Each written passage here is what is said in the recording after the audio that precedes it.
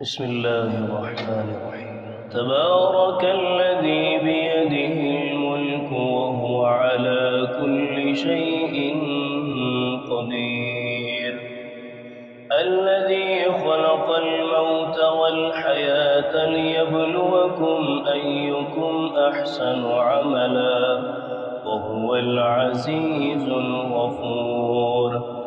الذي خلق 7 سماوات طباقا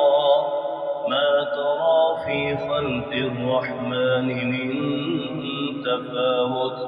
فارجع البصر هل ترى من فطور، ثم ارجع البصر كرتين ينقلب إليك البصر خاسئا وهو حسير، ولقد زينا السماء الدنيا بمصابيح وجعلناها رجوما للشياطين وأعتدنا لهم عذاب السعير، وللذين كفروا بربهم عذاب جهنم وبئس المصير، إذا ألقوا فيها سمعوا لها شهيقا وهي تفور تكاد تميز من الغيظ، كلما ألقي فيها فوج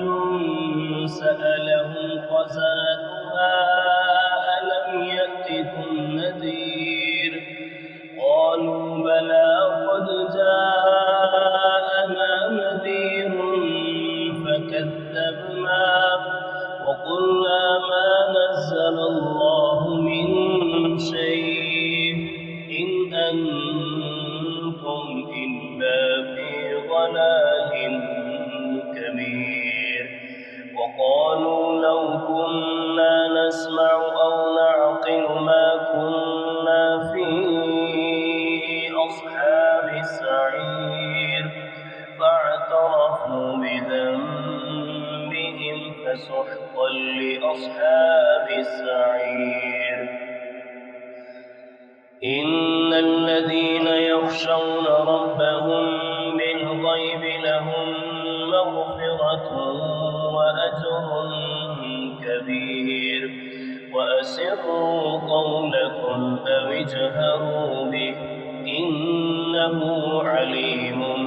بذات الصدور، ألا يعلم من خلق وهو اللطيف الخبير، هو الذي جعل لكم الأرض ذلولا فامشوا في مناكبها وكلوا من رزقه وإليه النشور، أأمنتم من في السماء أن يخسف بكم الأرض فإذا هي تمور، أم أمنتم من في السماء أن يرسل عليكم حاصبا، فستعلمون كيف نذير، ولقد كذب الذين من قبلهم فكيف كان نكير، أولم يروا إلى الطير فوقهم صافات ويقبض ما يمسكهن إلا الرحمن إنه بكل شيء بصير،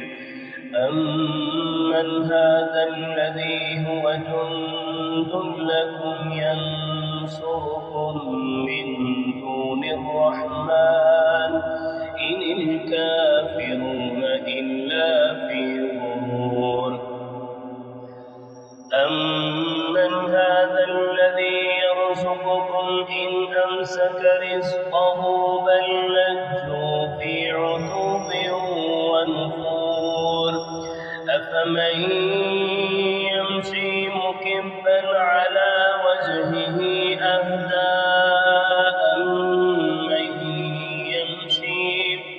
أمن يمشي سويا على صراط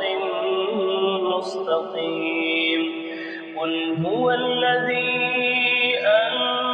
أنشأكم وجعل لكم السمع والأبصار والأفئدة قليلا